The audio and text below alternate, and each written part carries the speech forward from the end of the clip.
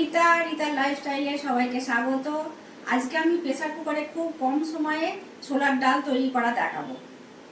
ঢেলে নিয়েছি, নিয়ে তেল দিয়ে যে ফোড়নটা দিয়েছি দেখাই আপনাদেরকে কাছ থেকে। তেজপাতা, ছোট এলাচ, দারচিনি, লবঙ্গ, একটা ফোড়ন দিয়েছি, শুকনো লঙ্কা একটা ফোড়ন দিয়েছি। দিয়ে এবার জল দেবো।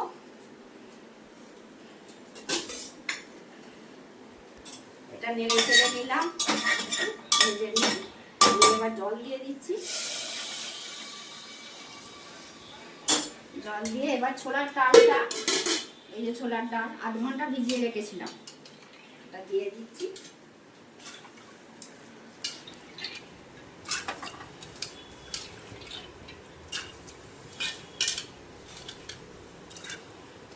জল থেকে ছেঁকে 2-3 বার জল পাল্টে ভালো করে ছোলার ডালটা ধুয়ে নিয়েছি, নিয়ে 8 ঘন্টা ভিজিয়ে রেখেছিলাম। এবার এই কাজু কিশমিশগুলো একটু জলে ধুয়ে দিয়ে দিচ্ছি। এগুলো আর ভেজে নিইনি কাজু কিশমিশগুলো, এগুলো এমনিই দিয়ে দেবো। কাজু কিশমিশ দিয়ে দিলাম, আর দেবো হলুদ গুঁড়ো, একটু হলুদ গুঁড়ো দিয়ে দিই। হলুদ গুঁড়ো দিলাম, এবার আদা দেবো, আদা 1 চামচ দিচ্ছি, আদা। লঙ্কা গুঁড়ো দেবো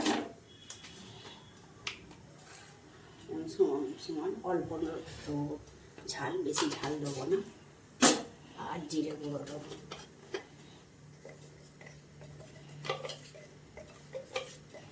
জিরে গুঁড়ো। আর দেবো চিনি,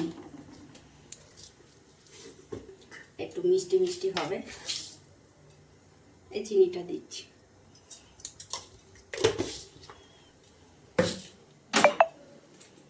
দিয়ে ঢাকনা এটা দেবো, দিয়ে 2টো সিটি দেবো, দিয়ে তারপর আবার দেখাচ্ছি। প্রেসার কুকারের ঢাকনা বন্ধ করে দিলাম, দিয়ে 2টো সিটির জন্য অপেক্ষা করব। 2টো সিটি গ্যাসটা অন করি। প্রেসার কুকারের ঢাকনাটা খুলেছি, তখন নুনটা দিতে ভুলে গেছিলাম, সেই জন্য নুনটা এখন দিই। এই নুনটা দিচ্ছি, এই নুনটা দিয়ে একটু নেড়ে ছেড়ে নিয়ে নামিয়ে নেব।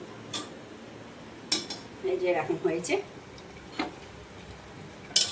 এই যে এরকম হয়েছে।